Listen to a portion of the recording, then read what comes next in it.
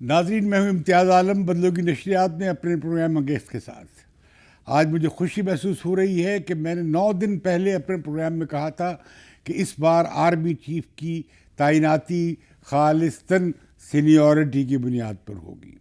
4 دن پہلے میں نے خبر دے دی تھی کہ general Asim Munir army chief بننے جا رہے ہیں. میں آپ کو یہ بتا سکتا ہوں، میری اطلاعات ہے کہ عاصم منیر جو کہ سب سے سینئر ہیں انہیں آرمی چیف بنایا جا رہا ہے. 18-19 تاریخ کو یہ سمری آ جائے گی، لیکن اور 20 تاریخ کو یا 21-22 تاریخ تک عمران خان کے دھرنے سے پہلے اس کا فیصلہ ہو جائے گا. اور گزشتہ روز میں نے اپنے پروگرام میں آرمی چیف کی تقریر کا بالتفصیل تجزیہ کر دیا تھا کہ سیاست سے فوج کی علیحدگی کے کیا مطلب ہے. آج صدر مملکت عارف علوی صاحب سمری ملنے کے بعد سمری ہاتھ جیب میں ڈال کر لاہور پہنچے، عمران خان سے ملاقات کی، زمان پارک میں ان کی رہائش گاہ پہ 40-45 منٹ وہ وہاں رکے. اس سے پہلے وہ ایک ڈیفنس کے گھر میں بھی رکے، وہاں بھی ان کی کچھ ملاقات ہوئی. لیکن اس ملاقات کے بعد جب صدر مملکت واپس گئے تو جاتے ہی انہوں نے اس سمری پہ دستخط کر دیے. آخر اس بڑے سیاسی ڈرامے کی ضرورت کیوں پیش آئی؟ میں سمجھتا ہوں کہ یہ خفت کی انتہا تھی، کیونکہ عمران خان اس بات پہ ڈٹے ہوئے تھے کہ آرمی چیف کی اپوائنٹمنٹ وہ چاہتے تھے کہ یہ حکومت نہ کر پائے. دوسری بات وہ یہ چاہتے تھے کہ اگر ہو تو وہ اس پہ پوری طرح سے اثر انداز ہو سکے. یہ ان کا لانگ مارچ بھی اسی سلسلے کی کڑی تھا. یہ بھی یاد دلا دوں کہ سارا جھگڑا جو تھا عمران خان کی حکومت کے جانے کا، اس کے خلاف عدم اعتماد کے ووٹ آنے کا، کہ وہ بھی عمران خان اپنی پسند کا آرمی چیف لانے پہ بہت مصر تھے، اور اس سے پہلے کہ وہ کرتے ان کے خلاف عدم اعتماد ہو گیا. لہذا آپ دیکھیں گے کہ عمران خان کے موقع میں تبدیلی آ گئی. انہوں نے کہا کہ اگر آپ نے مداخلت نہیں کی تھی میں مان لیتا ہوں، لیکن آپ کم از کم میری مدد کرتے اسے ناکام کرنے میں. ابھی تک عمران خان اسی پہ لگے ہیں کہ فوج ان کا ساتھ دے، اور فوج نے ہاتھ کھڑے کر دیے ہیں کہ بس ہم نے سیاست سے توبہ کی، ہمارے بس کا یہ کام نہیں ہے، نہ ہمیں یہ کرنا چاہیے. تو اس اداراتی فیصلے کے بعد لہذا کیا ہوا؟ آج کا جو سارا یہ بندر تماشا جو ہمیں نظر آیا کہ صدر مملکت کے پاس کوئی اختیار نہیں ہے، نہ ان کا یہ آئینی استحقاق ہے، نہ عمران خان کا بطور ایک پارٹی لیڈر کے یا اپوزیشن لیڈر کے بھی یہ اختیار ہے، حق ہے، استحقاق ہے کہ وہ اس میں شامل ہوتے. لیکن سپریم کمانڈر صاحب جہاز لے کے لاہور پہنچے، عمران خان نے انہیں سمن کیا. یہ مشاورت ٹیلی فون پہ بھی ہو سکتی تھی، لیکن دکھانا مقصود تھا کہ پی ٹی آئی کے چیئرمین کی منظوری ہوئی تو پھر صدر نے دستخط کیے، اور اس طرح نئے آرمی چیف کی اور chairman joint chief of staff committee Sahir Shamshad صاحب کی اپوائنٹمنٹ ممکن ہو سکی. تو میں سمجھتا ہوں کہ یہ بہت اچھے طریقے سے، اس کے باوجود کہ سب سیاسی تماشا لگایا گیا، بڑے اچھے طریقے سے انجام کو معاملہ پہنچا ہے. اس میں جتنی کنٹروورسی بڑھ سکتی تھی، ملک ایک بڑے بحران سے کا شکار ہو سکتا تھا. لگتا یہ ہے کہ پیغام بہت صاف تھا، اور صدر مملکت نے اتمام حجت کیا، اور عمران خان کے سیاسی قد کاٹ کو قائم رکھنے کے لیے وہ لاہور تشریف لائے. ورنہ یہ فیصلہ تو بہت پہلے سے ہو چکا تھا، اور اس کا سب کو پتہ تھا. عمران خان کو بھی پتہ تھا، اور صدر مملکت عارف علوی صاحب کو بھی پتہ تھا. بہرکیف اب اس کا نوٹیفیکیشن ہو گیا ہے. عاصم منیر نئے آرمی چیف ہیں، اور chairman joint chief of staff committee Sahir Shamshad ہیں. جنرل عاصم منیر کی جو مختلف بات ہے وہ یہ ہے کہ انہوں نے ملٹری انٹیلیجنس MI اور ISI دونوں کو ہیڈ کیا ہے، اور یہ کم از کم 2 سال پہلے باقی کولیگ سے یہ گزار کر GHQ جا چکے تھے بطور کور کمانڈر. یہ 2019 میں سے یہ خدمات انجام دے کر 2 سال بطور کور کمانڈر کے، اب بطور کوارٹر جنرل ماسٹر کے طور پہ GHQ میں تعینات تھے. تو میں سمجھتا ہوں کہ جو کل تقریر کی تھی جنرل باجوہ نے، اور اس میں کہا تھا اور عہد کیا تھا کہ سیاست سے توبہ ہے اور سیاست میں مداخلت غیر آئینی ہے، جس کے باعث پاکستان میں فوج کے بارے میں منفی تاثر پیدا ہوتا ہے. لہذا میں سمجھتا ہوں کہ ادارے کا یہ ریئلائزیشن دیر آید درست آید کے مصداق بہت اچھی ریئلائزیشن ہے. یہ ایک مثبت سوچ ہے کہ فوج کو بلا وجہ سیاست کی کنٹروورسی میں پھنسا دیا گیا.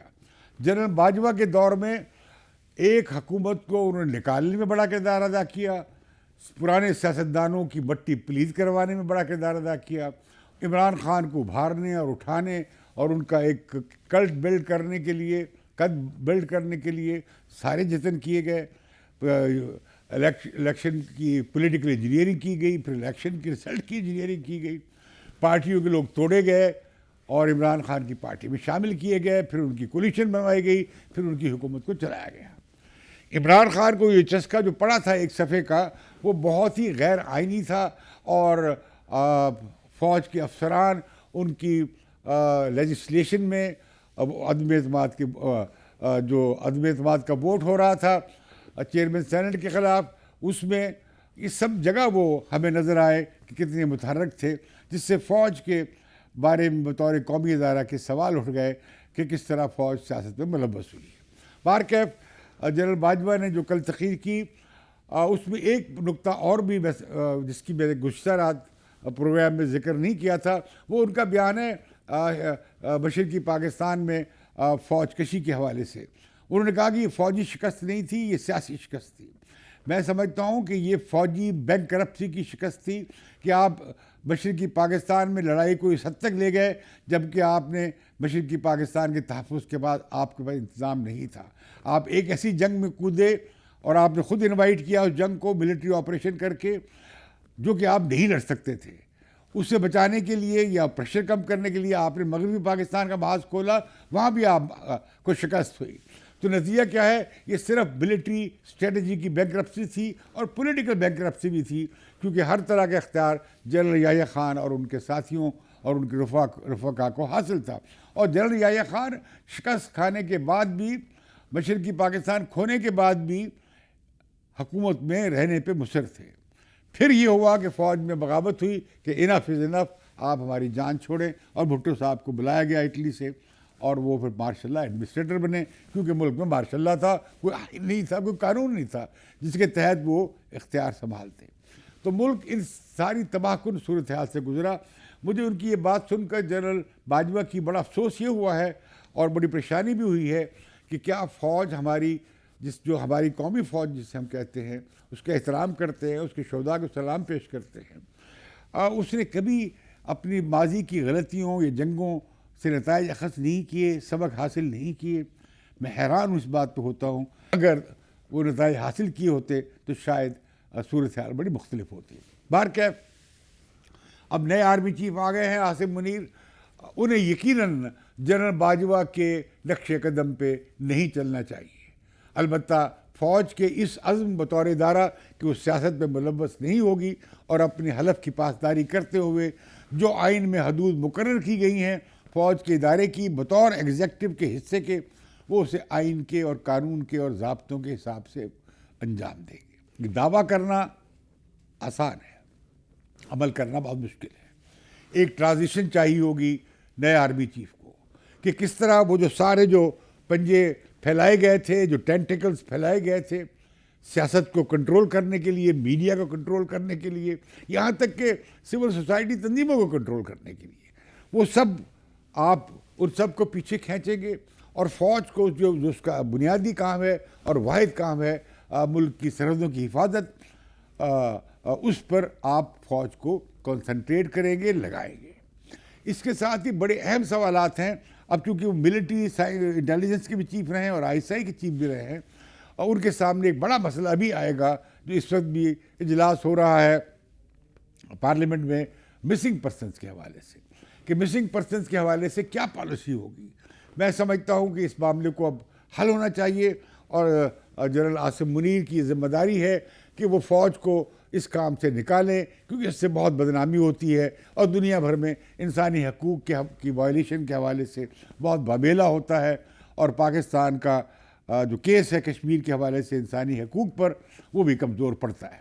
تو لہذا اس کے بارے میں بھی کوئی فیصلہ ہوگا, اور یہ فیصلہ بھی ہونا چاہیے کہ ایجنسیز کا رول کیا ہے، آئینی طور پہ قانونی طور پہ ڈیفائن کرنے کی ضرورت ہے، اور یہ کہاں جواب دہ ہے، اور انہیں جواب دہ کرنا چاہیے۔ پارلیمنٹ کی انٹیلیجنس کمیٹی بننی چاہیے جس کے سامنے یہ اکاؤنٹیبل ہوں، اور ان کا بجٹ بھی اکاؤنٹیبل ہو، جو کہ میرا خیال ہے سول حکومت کے سامنے یا وزارت مالیات جو ہے وزارت خزانہ کے سامنے نہیں آتا ہے۔ تو دوسرا یہ میں سمجھتا ہوں کہ اداراتی ری اسٹرکچرنگ کی ضرورت ہوگی۔ تیسری بات میں یہ کہنا چاہتا ہوں کہ اب جب کہ پاکستان معاشی ابتلا میں مبتلا ہے، تو آرمی کو بھی اپنے ایسے اخراجات غیر ترقیاتی نان کمبیٹ جو ایکسپینڈیچر ہیں ان پر کٹ لگانا ہوگا، انہیں کم کرنا ہوگا۔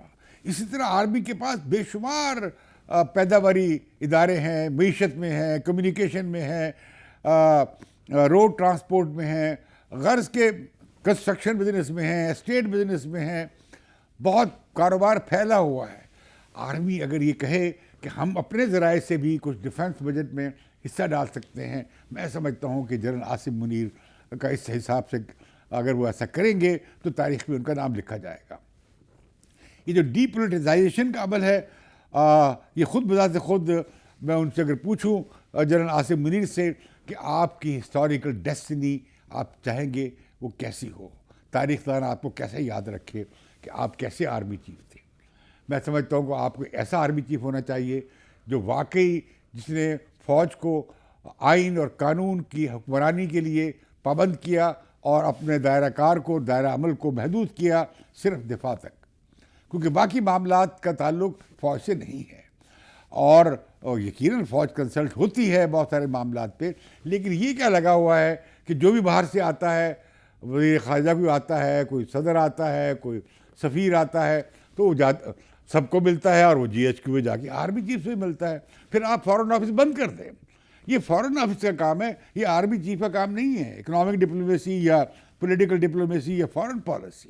تو میں سمجھتا ہوں کہ اس طرح کی روایات کو بھی ختم کرنا چاہیے، اور سب سے بڑھ کر یہ جنرل عاصم منیر کو یہ ثابت کرنا ہوگا کہ وہ کسی پارٹی، کسی گروپ، کسی فرقے یا کسی ایک خاص حلقے کے ساتھ نہیں ہیں، بلکہ وہ ایک پروفیشنل سولجر ہیں، اور وہ آئین اور قانون کی عملداری پہ یقین کرنے والے ہیں۔ ساتھ ہی میں یہ گزارش کروں گا کہ اب یہ ہو جانا چاہیے کہ پاکستان کے جو کم از کم جو میجر جنرل یا بریگیڈیئر تک کے جو افسر ہیں، ان کی بھی آمدنی کے اور گوشواروں کے ڈیکلریشن ہونے چاہیے۔ سیشن جج سے لے کر سپریم کورٹ کے چیف جسٹس تک بھی ڈیکلریشن ہونی چاہیے۔ گریڈ 18 سے لے کر گریڈ 22 تک کے افسروں کے بھی، سول سرونٹس کے بھی انکم اور ویلتھ ڈیکلریشنز پبلک ہونے چاہیے، تاکہ پتہ لگے، عوام دیکھ سکیں کہ کون اپنی آمدنی سے کے ذرائع سے زیادہ کما رہا ہے یا نہیں کما رہا ہے۔ تو میں سمجھتا ہوں اس صاحب کا جو نیٹ ورک ہے اس سے کوئی مبرہ نہیں ہونا چاہیے، کوئی مقدس گائے نہیں ہونا چاہیے۔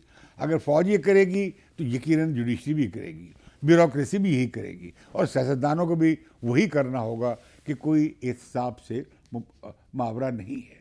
یہ بات اچھی کی گئی ہے کہ پاکستان میں جمہوری عمل کو مضبوط کیا جائے گا، اور پاکستان میں برداشت کو فروغ دیا جائے گا، اور یہ کہ سیاستدانوں کو اب بیہیو کرنا چاہیے۔ وہ جو پیریڈ ہے الیکشن تک کا، اس پر مل بیٹھ کر سیاسی معاملات، معاشی معاملات، ملک کو درپیش جو سنگین مسائل ہیں، خاص طور پر یہ سیلاب زدگان کے حوالے سے جو آفت آئی ہے، جو کلائمیٹک ڈیزاسٹر ہوا ہے، اس کے حوالے سے مل بیٹھ کر قومی اسمبلی میں یہ سارے معاملات پر قومی اتفاق رائے پیدا کرنا چاہیے، کم از کم کنسلٹیشن کرنی چاہیے، اور اگلے الیکشنز کو فری اینڈ فیئر ہونا چاہیے، اس پہ کوئی سوال نہ اٹھا سکے، اور فوج کا یہ جو ڈٹرمنیشن ہے، یہ جو ان کی کمٹمنٹ ہے کہ وہ سیاست سے ماورا رہے گی، باہر رہے گی، اس کا اظہار اگلے الیکشن میں ہونا چاہیے۔ اور اگر جنرل عاصم منیر کی آرمی چیف ہوتے ہوئے اس ملک میں دوسرے صاف و شفاف انتخابات ہو گئے تو میں سمجھتا ہوں یہ بھی ان کے لیے ایک بڑی اعزاز کی بات ہوگی۔